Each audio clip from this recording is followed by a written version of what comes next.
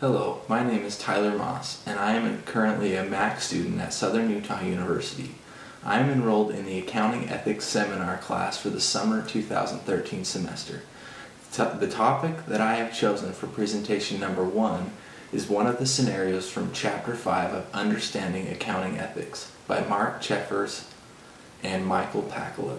I chose scenario number 7, Life Can Be Busy, because I feel like all of us can relate to times in our life when we have been overwhelmed with life and been very busy and have made some decisions that are not the best ones.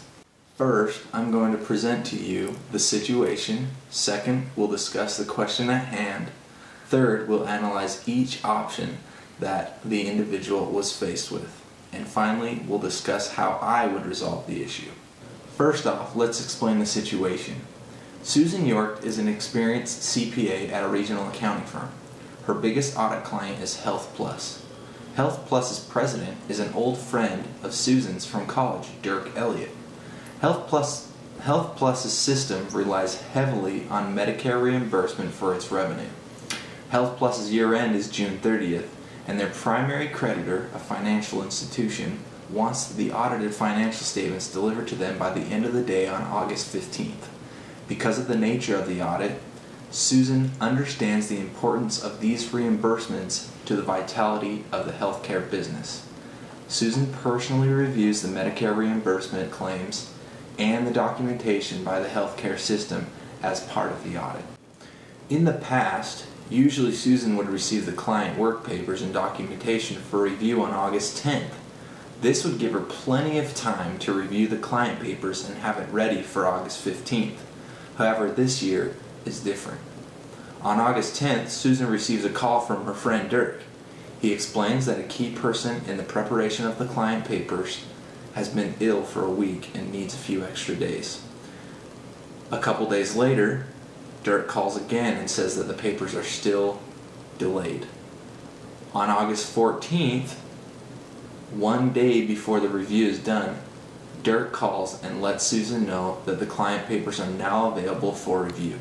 He emphasizes the importance and the need for the review to be delivered to the financial institution by the end of the day on the 15th, the next day. Second, what is the question that arises from this scenario? Susan received the client work papers in the late morning, and she was already a little bit overwhelmed. Her son, who was living overseas, had dropped in to surprise her and take her to lunch.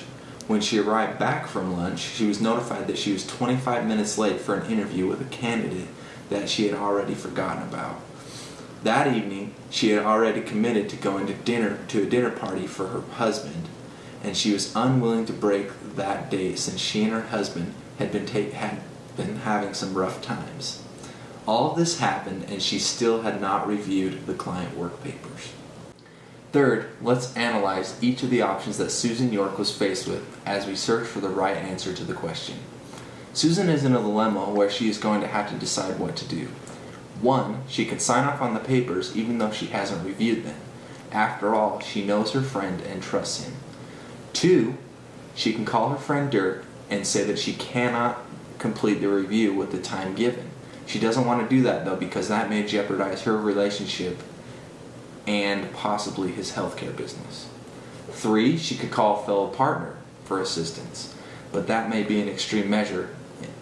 She could call the partner to ask them to work late into the night on the 14th in order to meet the creditor's deadline.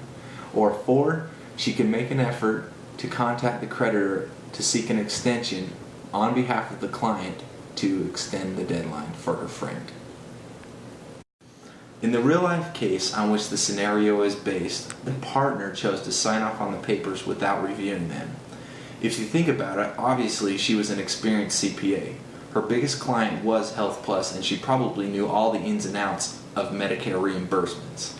Unfortunately for her, Medicare had changed dramatically in the past year, and that was since she had done the previous audit. When we're in situations where we might know a lot about a certain industry, we may fall into those same situations. Now, how would I resolve the question? I understand that it's probably easier said than done, but I would have chosen to call the client and let him know that I wasn't going to be able to complete the audit in the time being given. Unfortunately, though, I also do believe that a number of us would have done the same thing that Susan York did. The right thing would be to call the client and let them know that it wouldn't be possible to complete it in the time given. To do things differently, maybe Susan should have been reviewing the Medicare changes from the past year during the time that she was waiting for the client work papers. She had from August 10th to August 14th to do that, and then maybe she would have noticed and known what to do with those work papers when they came into the office. That would have been a better idea, and she would have known whether or not it would have been possible to review them in the time given. That's something that I would have done differently had I been in her situation. So, in conclusion, first, we presented the situation of Susan York and her busy day.